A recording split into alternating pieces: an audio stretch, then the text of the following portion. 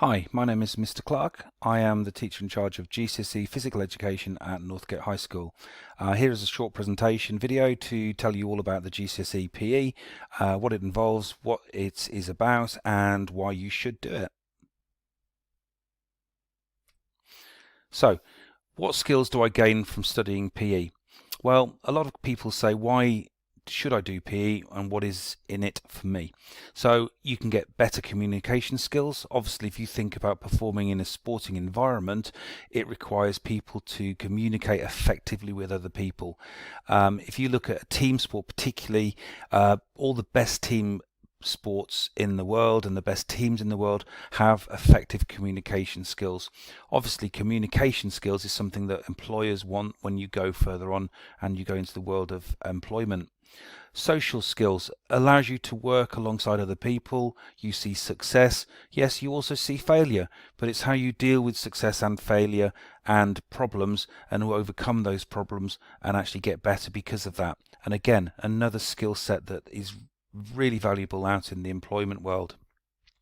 When you're performing as a sportsman, sportswoman, you analyze and evaluate your own performances and that of other people to make yourself better and become more effective. So it also improves your analytical skills, and you can start looking at things in the wider aspect rather than just the narrow. And then last of all, physical fitness. It's widely acknowledged that being fit, being healthy is really important these days, and being physically fit is an advantageous position to be in. So there's a number of different careers you can go into. Obviously, this is not exhaustive as a list, but there's a whole range of different things you could go out there and do.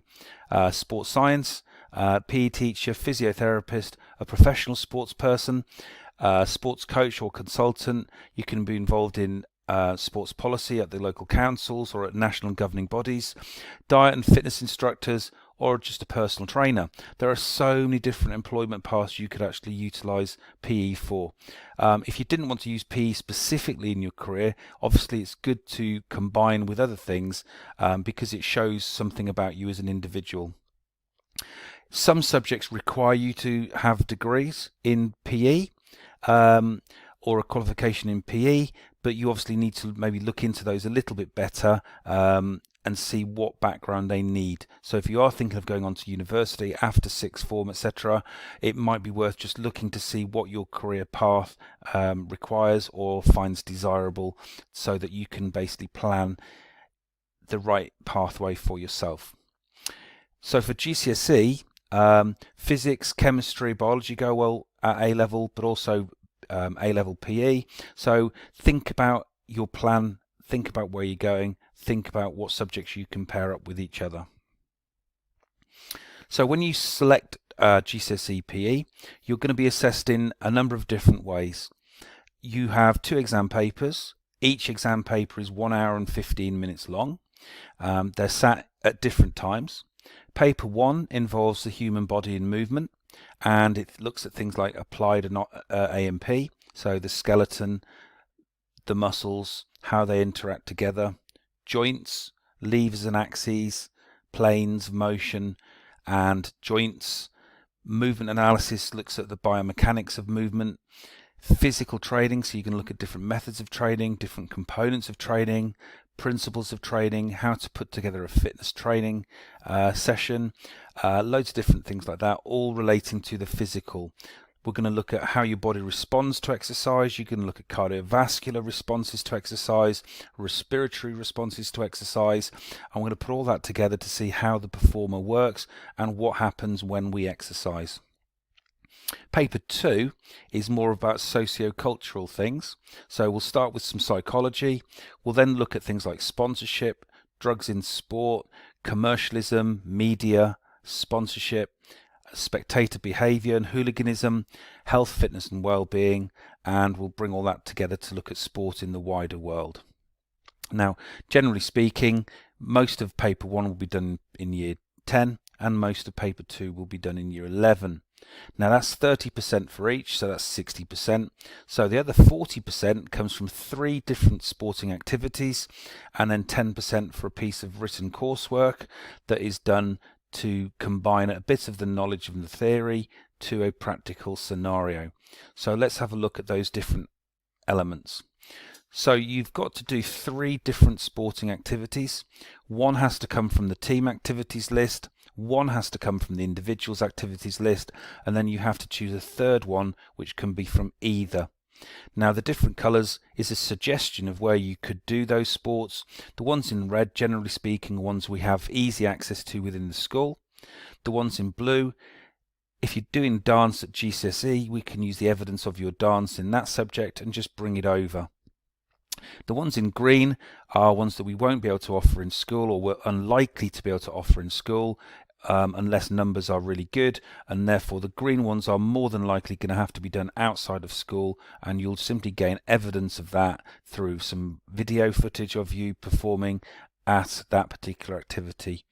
Now at the end of this presentation there's a couple of slides that I'll show you which have links where you can't do different activities together. So for example, you can't do rugby league at the same time as doing rugby union.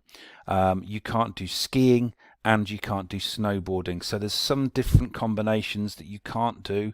It's quite a long list, so I've left that. I'm not going to talk through it, but I will put them on later on, and then you can just pause the presentation so you can read those a little bit more in detail. So each sport is then divided into 2 parts. So the first part, which is worth 10 marks, is based on skills. It's how you can perform the core skills that each sport is noted for in an isolated situation. We put you in certain drills, and those drills are then progressed, so they're being made slightly harder, slightly more difficult, and also more competitive. And the idea then is you maintain those skills as that drill is performed. The competitive situation becomes a little bit more difficult, a little bit more challenging, and might involve more people if it was a team activity, and it builds it up, but it won't be at the full game scenario. So you're marked out of 10. It's marked in bands. So for example, this is the 4th band out of a possible 5, and it's marked from 7 to 8, and this is badminton. So this is a candidate or student that would get 7 or 8 out of 10 for their skills element, and the description in that box is what we'd expect to see from them when they're performing. Now, as well as the skills part, you're then going to be assessed in your full competitive game element. Now, this is marked out of 15, so it's slightly heavier weighting for this. Now, I've put the same band up again. So this is a student who's scoring 10 to 12 out of 15. So it's equivalent to about a 7 or 8 again, if we were going to do a raw crossover score.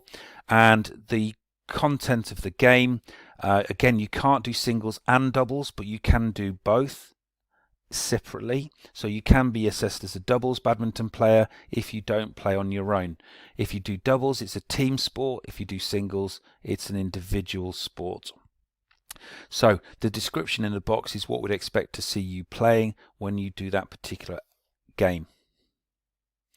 Now, if we looked at 3 typical sports that students generally take part in the most at Northgate, the skills that we'd look for: badminton, serving, overhead shots, underarm shots, net play, and smashes. So we'd look at those skills and we'd mark you out of 10 for your ability to demonstrate those skills, to begin with in isolation and then in more progressively difficult situations.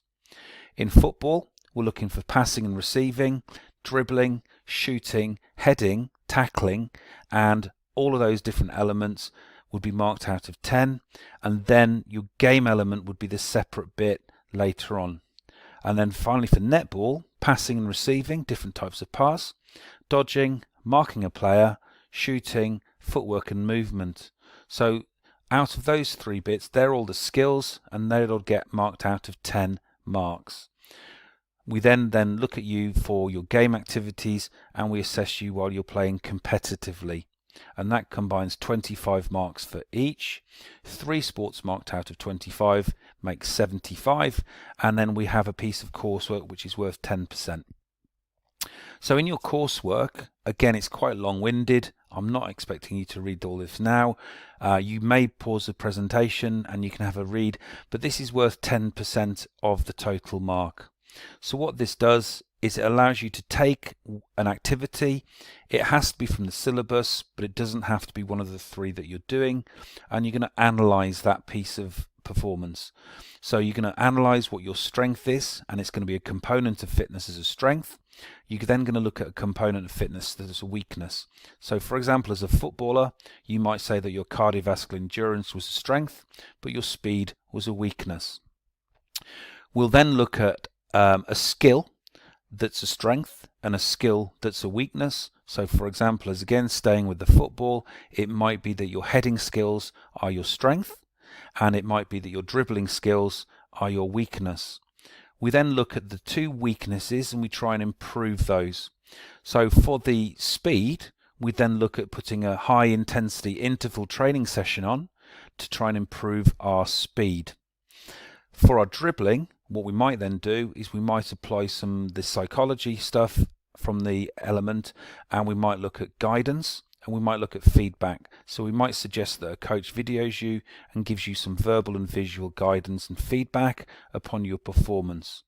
Now, I must stress at this point, you do not have to do this in terms of the training and the actual action of the videoing, but you need to write about it theoretically, and the theory you have to write has to be sound. And that's marked out of 25 as well, and that plus your 3 sports makes up the remaining 40% of the course. So here is the list of some of the individual activities which I mentioned earlier. So this has got a combination of things that you can't do together. So gymnastics, for example, you can do floor routines and apparatus only. Cycling, it must be racing, it cannot be tricks. So there's loads of different things there. Have a look down the list, see if there's anything that you might be interested in terms of sports. But I would suggest that if you're doing these sports outside of school, you must be doing it at a relatively high competitive level where you're competing regularly. For team activities, similar kind of scenario. Looking down at the list, you need to make sure that it meets the criteria, and again you can pause the presentation, have a look down the list, see if there's any combinations that you can do or can't do. So just to finish off, quite often we have students that say, well, I don't know what to do, what shall I take, I can't think of it. My top tip is do the GCSE subjects that you enjoy. You're going to spend 2 years doing these subjects. It needs to really be something that you enjoy doing and that you'll be successful at. So that's my top tip. The address at the top is where you can find the syllabus that's online. If you follow that, you will be able to find it and just download it and have a look through that yourselves. It's a PDF file, so it doesn't take up a lot of space. If you do still have any questions relating to the GCSE PE, first instance, what I would suggest you do is you have a teacher that you have regularly in your PE lessons that you feel you can speak to more freely about things and that knows you maybe better. Then just send them an email and I'm sure they'll contact you back relatively swiftly to answer any questions that you've got.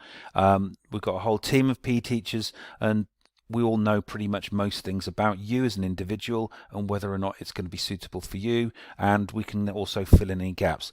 If you've got any further questions, my email address is at the bottom there, sjc@northgate.suffolk.sch.uk. Please feel free to send me an email if you've got any questions and I'll come back to you with the answers as soon as I can do. And that's the GCSE in PE at Northgate. Thanks for listening and I hope you choose it.